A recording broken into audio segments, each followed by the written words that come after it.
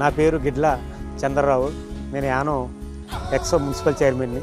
యానంలో పరిస్థితి చూస్తే 1996కి ముందు ఉండే పరిస్థితి వేరు, ఇప్పుడుండే పరిస్థితి వేరు. 96కి ముందు మాకు ఈ ఏరియాలో తాగడానికి మంచినీళ్ళు పోయి కాదు, మేము నడవడానికి రోడ్లు లేవు, ఉండడానికి ఇల్లు కూడా లేవు ఆ రోజుల్లో.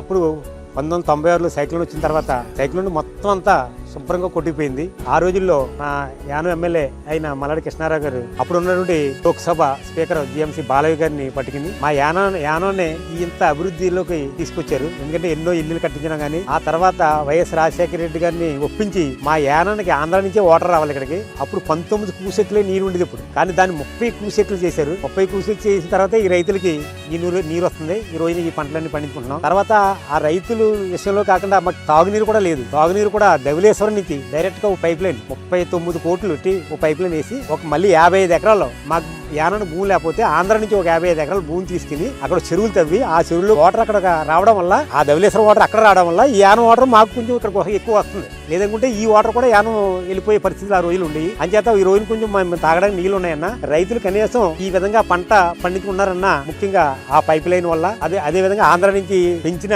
నీరు కూసెక్కుల వల్ల ఈ రోజు మనం ఈ పంటలో పండించుకోవడానికి అవకాశం ఉంది. ఎందుకంటే ఒక ముందు చూపున్న వ్యక్తి ఉండాలి ఇది ఎవరికైనా.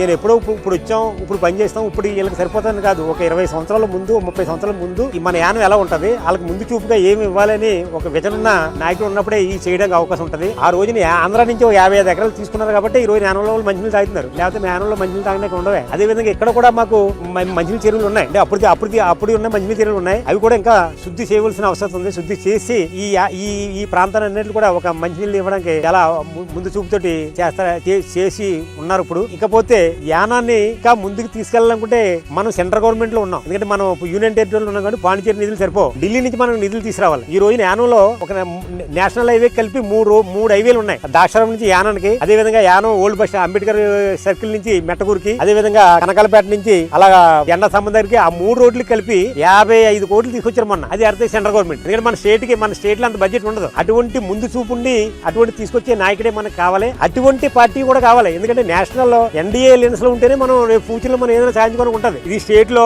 ఏదో మనం ఇండిపెండెంట్ గానీ లేదంటే స్టేట్ లో ఉండే పార్టీలు కానీ మనం వేయడం వల్ల మనం భావితరాల్లో చాలా వెనకబడిపోవడానికి అవకాశం ఉంటుంది. ఈ రోజుని యానంలో అంత చిన్న ప్రాంతానికి ఒక జిప్ మేర్ లాంటిది వచ్చింది. మీరు రావాలంటే చాలా ఎక్కువ జనం, ఎందుకు లక్ష జనం దాటి ఉండాలి. యానంలో మనం 1,00,000 జనం కూడా లేమే, 55,000 60,000 ఉన్నాం. అలాంటిది ఒక జిప్ మేర్ ప్రాజెక్ట్ వచ్చింది. ఆ జిప్ మేర్ ని ఇంకా అప్గ్రేడ్ చేయాలని ఆయన ప్రయత్నిస్తున్నాడు. అప్గ్రేడ్ చేసి గిరియంపేట దగ్గర ఒక ఇంజనీరింగ్ కాలేజ్ ఉంది.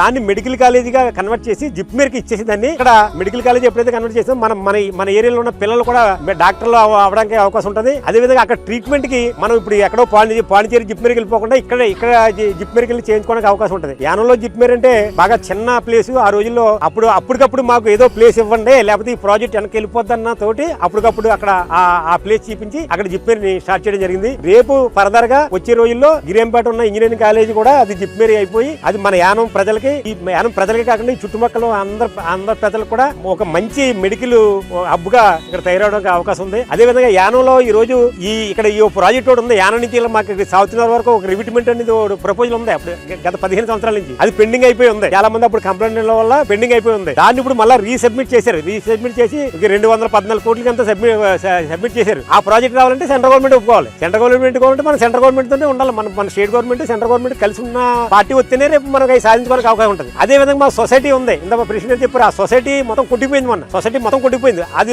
ఆ సొసైటీకి దాన్ని ప్రొటెక్ట్ చేయాలి. దాన్ని ప్రొటెక్ట్ చేయకపోతే సొసైటీ నుంచి అలాగా మన ఊరి మీద కూడా వచ్చే అవకాశం ఉంది. దాన్ని ప్రొటెక్ట్ చేయాలంటే దానికి ఇంచుమించు 150 కోట్లు అవుతుందండి. 150 కోట్లు అయితే అసలు మన యానం బడ్జెట్ ఇంచుమించు 50 కోట్లేదు మనకి. అలాంటిది 150 కోట్లు మన యానం బడ్జెట్ నుంచి ఇవ్వలేదు. అది central government project, central government పెట్టారు. ఇప్పుడు అది ఆ 150 కోట్లు మనం శాంక్షన్ చేయాలంటే మన సెంట్రల్ గవర్నమెంట్ తో ఉండాలి. సెంట్రల్ గవర్నమెంట్ తో ఉన్న ఎన్డీఏ తో నుండి చేస్తేనే మనకి ఈ ప్రాజెక్టులన్నీ రేపు ఫర్దర్ గా ఇంకా ఏ పెద్ద ప్రాజెక్టులన్నీ చేయడానికి అవకాశం ఉంటుందని నేను తెలియజేసుకుంటున్నాను. అదే విధంగా ఎన్డీఏకి ఈ రోజు ఎన్డీఏ కోయిలేషన్ లో నరేంద్ర మోడీ గారు, అదే విధంగా రంగస్వామి గారు అదే కోయిలేషన్ లో ఇప్పుడు వరకు ప్రభుత్వం నడిపారు. రేపు ఫ్యూచర్ లో కూడా రేపు వచ్చే గవర్నమెంట్ కూడా ఎన్డీఏ గవర్నమెంటే రావాలి. అది నరేంద్ర మోడీ గారు, రంగస్వామి గారు ఆధ్వర్యంలో జరగాలి. మన యానం నుంచి మల్లాడి కృష్ణారావు కూడా దాని తరపునే పోటీ చేస్తున్నారు. ఆయన అయితేనే ఆ ఢిల్లీ వెళ్ళి ఆ నిధులన్నీ తేవడానికి చాలా అవకాశాలు ఉన్నాయి. అంచేత ప్రజలందరూ కూడా దృష్టిలో పెట్టుకోవాలి.